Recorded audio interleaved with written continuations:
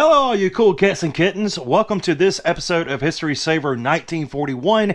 And in this episode, we're going to be digging back into some Scottish history with Haggis and Irn-Bru. Stay tuned.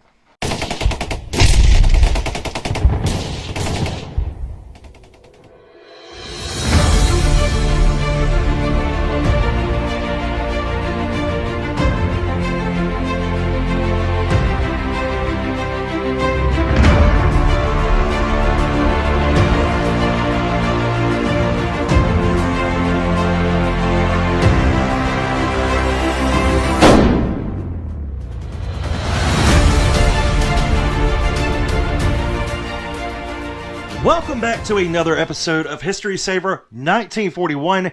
Thank you for joining me. Don't forget to hit that like, share, and subscribe button. Help us reach 1,000 subscribers. Now, for me personally, I am Scotch-Irish, if you can't tell by the red hair. I love my history. I love digging into the history of Scotland. I love digging into the history of Ireland. I love Irish music. My favorite band, or one of my favorite bands of all time, is the Dubliners. So, yes, I'm very Irish. Now, as far as Scotland, I love digging into my history for, family's history in Scotland. William Wallace, the story of Braveheart, has always been probably one of my most favorite. And I have created an immortal sin. Being Scottish, I have never tried Scotland's national dish, haggis. Now, however, I feel kind of Scottish because I love Scotland's traditional soda, Irn-Bru. This is the traditional soda or pop in Scotland. It is the Pepsi, it is the Coca-Cola of Scotland. And this soda dates back to pre-World War II and has been a staple in Scotland since. Now, Irn-Bru has also created some controversy due to their sloganing and ads, which, well, here's a little sign right here for you. Yeah, it's a little controversial. And here's a commercial that Irn-Bru ran just a few years back. Hi, Mum. Hi, Linda. Hi, Linda. Hiya, boys. New push-up bra. Amazing, eh?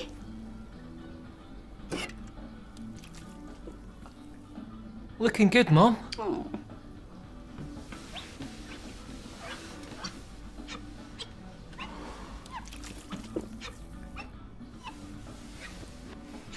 Oh, come here, you.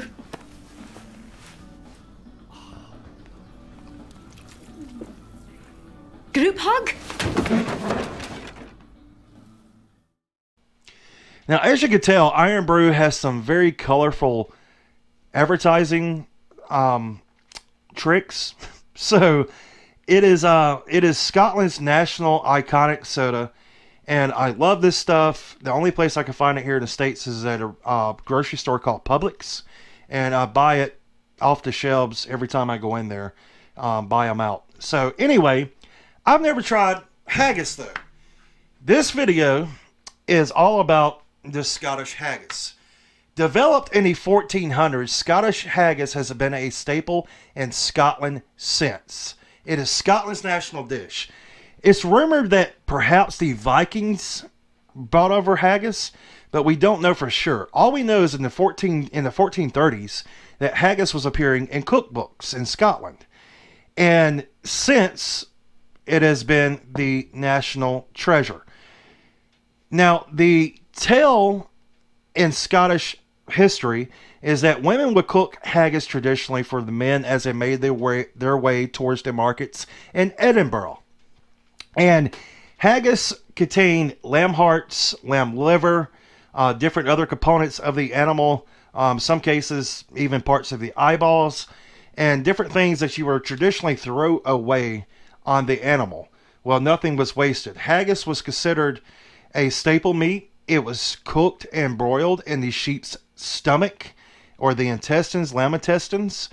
And the men, with it being wrapped in those intestines, would be able to help, it would help preserve the haggis as the men traveled to the market. And it is also said that haggis is a creature that has 2 long legs to help it hop over the hills in Scotland. And even to this day, some people go on haggis hunts. Yeah, haggis is an animal. Guys, don't fall for that trick. Haggis is not an animal. Haggis is not an animal. Haggis is a food. So if you ever go to Scotland, don't go looking for haggis, because this is where you're going to find haggis. Now, what I have before me is a can of haggis. This is not wrapped in the sheep's stomach, but it is traditional Scottish haggis. This is imported from Scotland. The ingredients on the back are water, lamb hearts, oats, pork fat, lamb liver, pork, salt, dehydrated onion, malt extract, spices, onion powder, and it is free from artificial colors, flavors, and preservatives, and is packaged in Fife, Scotland. And you can look up information on thehaggis.com. But today, we're going to cook up some haggis and try it with you for the first time. So let's go do that right now. This is the Scottish haggis. And as you can see, it is in a very colorful can. It's got your kilt. And what we're going to do right now is I'm going to take this can of Scottish haggis and I'm going to just prepare it like it is. I'm going to warm it up, bring it back out onto a plate or tray, and we're going to try this together. Okay, so this is basically how the haggis looks. You have it here with some, looks like minced onion, some, I don't know what all's in here, to be honest with you. But it is lamb hearts, pieces of the lamb stomach, lamb liver, some pork is added in there somewhere. It smells a lot like kasha, reminds me of a lot like kasha, but I am very hesitant to try this out. So we're going to go ahead and we're going to give this a big try. Okay, so I've zoomed you in a little bit more. That way you can see my reaction from eating the Scottish haggis. And oh boy, here we go. Okay, so here we go, our first taste of Scottish haggis.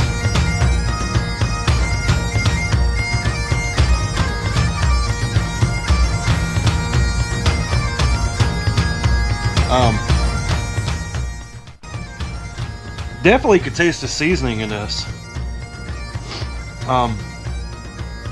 It's not bad. I could definitely taste maybe some hint of sage, nutmeg maybe. It's not bad. It's actually tastes a lot like corned beef hash.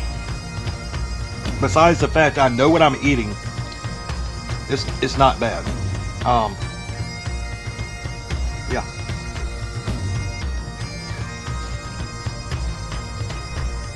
Well, let's wash this down with some Irn-Bru.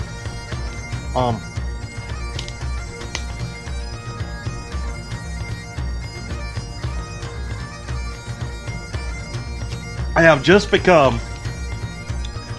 fully in tune with my Scottish culture. I'm drinking Irn-Bru, eating haggis. How much more Scottish can you get other than wearing a kilt, which I don't think anyone wants to see me do that. We'll just leave that up to our piper here.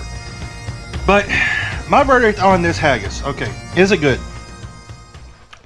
It's not bad. I will tell you that. If you can get over the thought of what you're eating, what it was cooked in, or how it was cooked, you may actually enjoy this. If you like corned beef in any type of way, corned beef hash, this is for you.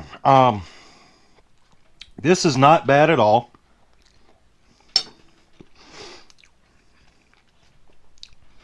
It is an acquired taste, but it's not bad. So I give haggis 2 thumbs up. Okay, let's go a thumb and a half up, just because I can't get over the fact of mentally what I'm eating here. But is it bad? No, it's not bad. It's actually pretty good, and I could see how this would be good in as a burger. As I read, they sometimes make this into a patty of a burger, and I could definitely see that. It does have a lot of the Scottish oats in here, so you do have a lot of oat in it, and that is very prevalent throughout the dish and is clearly visible as well. And it does elevate it. It does take it to a new level, and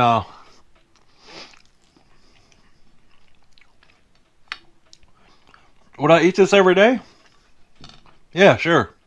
If I can get over the fact of mentally what I'm eating, yeah, sure. So, Haggis gets a thumb and a half up. The Irn-Bru, though, always gets 4 thumbs up. If you guys have never tried Irn-Bru, you need to do that. This is the national soda of Scotland. And it will get you through. So, with that being said, guys, thank you so much for watching. Thank you so much for hanging in with me as I try something new. Something very exciting. Now, you can get haggis for on your own. You can order it offline. You can find it at some British food stores. But I will warn you, this stuff is really expensive. It's between $15 and $20 a can, if not a little bit more. So, you're going to pay for haggis. But I definitely suggest giving it a try at least once in your life. So put it out your mind of what you're eating and just try something new. But I enjoyed giving you this little history of some Scottish history and Scottish traditions. And until next time, keep preserving history. Please stay safe. And we'll see you on the next one.